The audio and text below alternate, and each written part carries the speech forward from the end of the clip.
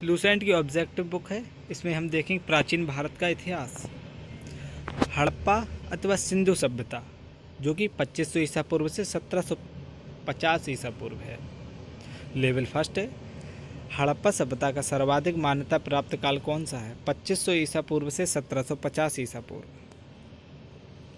Radiocarbon C14 जैसी नवीन विश्लेषण पद्धति के द्वारा सिंधु सभ्यता का सर्वमान्य तिथि 2500 ईसा पूर्व से 1750 ईसा पूर्व मानी गई है।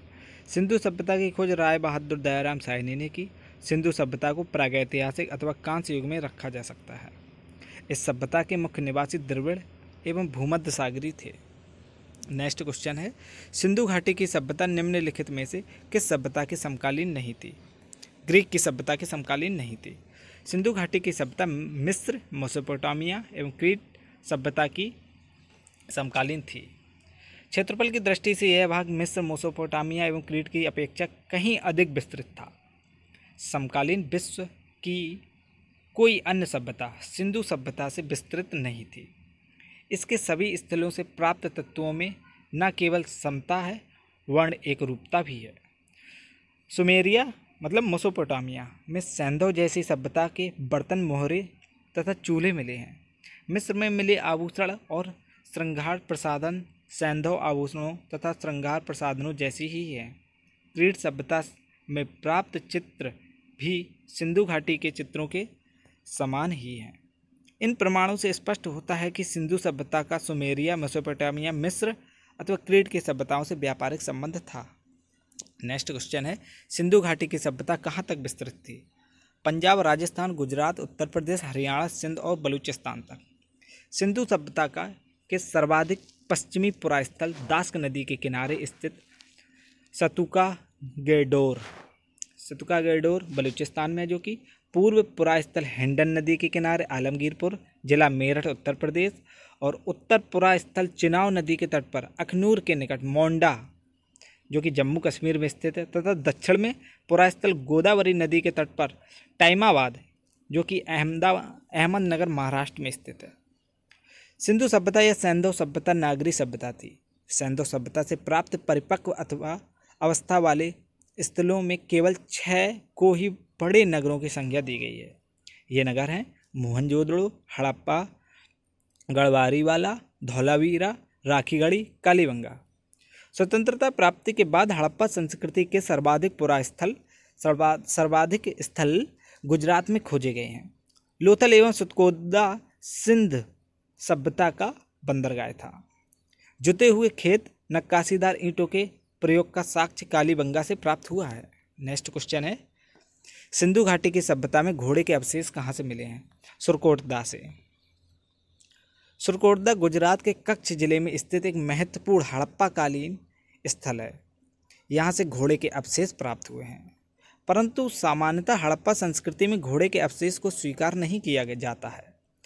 अन्य महत्वपूर्ण तथ्य हैं, आमरी से बारहसिंगा का साक्ष्य मिला है। रोपड़ के एक कब्रिस्तान से मनुष्य के साथ पालतू कुत्ते के दफनाए जाने का प्रमाण मिला है। सुरकोटदा से एंटीमनी की एक छड़ भी प्राप्त हुई है। सुरकोटदा की खोज 1964 ईस्वी में JP जोशी ने की थी। नेक्स्ट क्वेश्चन है आपका, सिंधु घाटी सभ्यता, सिंधु घाटी स्थल कालीबंगन किस प्रदेश में है? सिंधु घाटी स्थल कालीबंगन जो है किस प्रदेश में है? राजस्थान में है कालीबंगन। कालीबंगा राजस्थान के हनुमानगढ़ जिले का एक प्राचीन एवं ऐतिहासिक स्थल है। यहाँ हड़प्पा सभ्यता के बहुत दिलचस्प और महत्वपूर्ण अवशेष मिले हैं। कालीबंगा एक छोटा नगर था। यहाँ एक दुर्ग मिला है। प्राचीन दुष्द्वती और सरस्वती नदी घाटी वर्तमान में घंगर नदी के क्षेत्र में सैंधव सभ्यता से भी प्राचीन कालीबंगा की सभ्यता पल्लवित और पुष्पित हुई। कालीबंगा 4000 ईसा पूर्व से भी अधिक प्राचीन मानी जाती है। सर्वप्रथम 1952 में अमलानंद घोष ने इसकी खोज की। BK थापर और BB लाल ने 1961 से 1969 में यहाँ उत्खनन का कार्य किया। नेक्स्ट क्वेश्चन है, निम्नलिखित में से किस पदार्थ का उपयोग हड़प्पा काल की मुद्राओं के निर्माण में मुख्य रूप से किया गया था? सेल खड़ी का प्रयोग किया गया था। हड़प्पा काल की मोहरें मुख्यतः वर्गाकार थीं और सेल खड़ी की बनी हुई थीं। मोहरों में सर्वाधिक संख्या में एक श्रृंगी पशु की आकृति मिलती है। मोहनजोदड़ो से एक कांस्य निर्मित नर्तकी की मूर्ति मिली है। सिंधु प्रदेश में भारी संख्या में आग में पकी मिट्टी की मूर्तियां टेराकोटा प्राप्त हुई हैं। नेक्स्ट क्वेश्चन है आपका, हड़प्पा सभ्यता किस युग की थी? हड़प्पा सभ्यता कांस्य युग की थी। सिंधु सभ्यता को उसकी लिपि के न पढ़े जा सकने के कारण आद्य ऐतिहासिक काल के अंतर्गत स्थान दिया गया है। तृतीय कांस्य काल की ताम्रपाषाण सभ्यता रेडियो कार्बन विश्लेषण के आधार पर 2500 ईसा पूर्व में विद्वान मानी जाती है, किंतु यह सभ्यता अपने उत्कृष्ट काल में 2350 से 1750 ईसा पूर्व अर्थात 500 वर्ष पूर्व तक रही। आपका नेक्स्ट क्वेश्चन है, सिंधु घाटी सभ्यता के लोगों का मुख्य व्यवसाय क्या था? सिंधु घाटी सभ्यता के लोगों का मुख्य व्यवसाय क्या था? व्यापार। इस सभ्यता में किसानों और व्यापारियों का प्रभुत्व था, जिसके कारण इस सभ्यता को कृषि वाणिज्यिक सभ्यता के रूप में माना जाता है। हड़प्पा सभ्यता में अनेक फसल की खेती होती थी, जिसमें गेहूं और जौ प्रमुख थे। चावल का प्रयोग हड़प्पा काल में सीमित मात्रा में होता था।